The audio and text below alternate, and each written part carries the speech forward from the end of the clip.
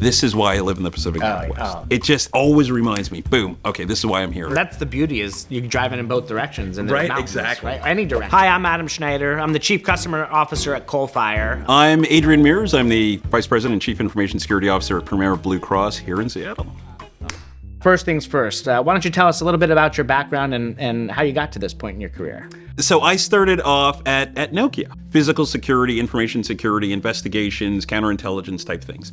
After that, I was with Microsoft for a little bit, and then I got into insurance technology, which was interesting. And then the opportunity for Premera came up, and that was another opportunity that spoke to my heart. The ability to make healthcare work better and to make a contribution to that was timely. It made sense to me. So obviously you've built up a lot of great experience to get to this point where you are as a CISO at Premera. For those individuals that may be doing this for the first time, what is those first 90 days and what's the importance of them? The one thing I would say to any new CISO getting into the space is don't despair, right? You got to stick with it. This is a tough mission in all companies. When you're dealing with cyberspace and you're dealing with threat actors, nation states, cyber criminals, there's a lot going on there. So in the first 90 days, it's really about understanding, listening. We have two ears for a reason.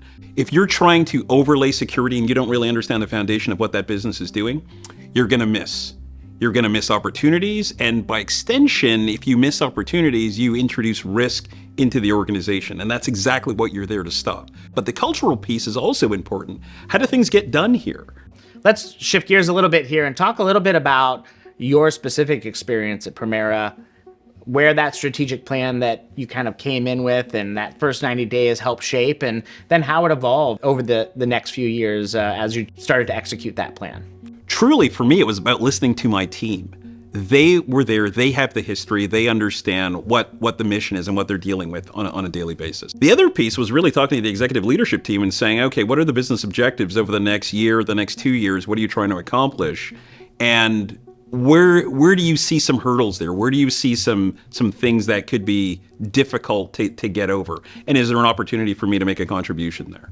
It was going and understanding, are we patching? Are we scanning for vulnerabilities? What's our identity access management play? Are we doing all of these things correctly? Because then you can start to springboard from there. I know you and I have talked a lot about the role of national security in a security program, and I'd love to get your take on that as well. This is the underlying piece that allows us to live the way we want to live in this country. And I think everybody needs to find a way to make a contribution. It's already under attack from nation states and cyber criminals.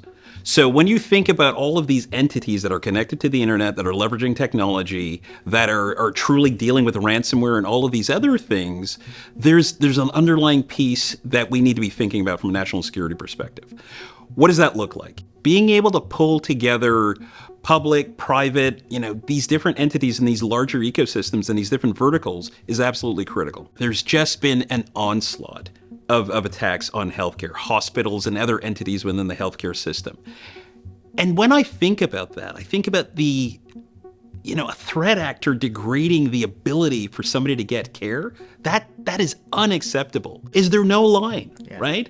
So if we're not doing everything that we can to make sure that we're stopping that kind of behavior, I don't know what we're doing. But it personally galls me to see that happen. I know I and Coalfire has a lot of respect for what you've done at Premera over the years that you've been there. I'm interested in your perspective, not only on community, but partners and what their role is in driving the execution and strategy that you've laid out for the organization. It is about partnership. There's an ecosystem that you're building to be able to make sure that your business objectives are being met. We can't do it alone. We're not looking for vendors. We're looking for strategic partners that understand or are willing to take the time to understand what our nuances are, what our challenges are, what risks are we facing. That's what I find in Coalfire is we sit down, we talk about it, and then we build strategies and we build execution together. And by extension, I'm able to offload some of those things and really focus, my resources internally on some other things. So when I think about, what I'm able to accomplish in a year, because I'm leveraging, strategic partners like Coalfire, I can do quite a bit. Strategic partnerships are what we need to be focusing on, and I think every entity should be thinking about that in some meaningful way. Couldn't agree more. Thank you. Thank you.